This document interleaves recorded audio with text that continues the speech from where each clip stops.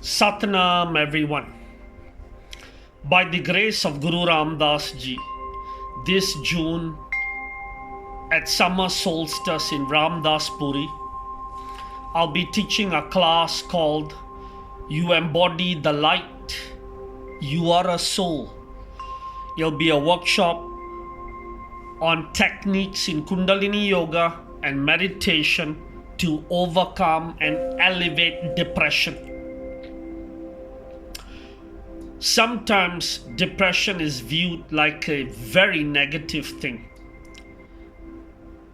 In Rehra Sahib, the Sikh evening prayer, Guruji says, Dukh daru sukh rog paya. Pain and suffering can also be a medicine by the grace of the Guru to inspire you to walk on the spiritual path. This workshop, as I shared, I'll be sharing techniques to overcome depression through Kundalini yoga and meditation. And we will talk and share about the state of depression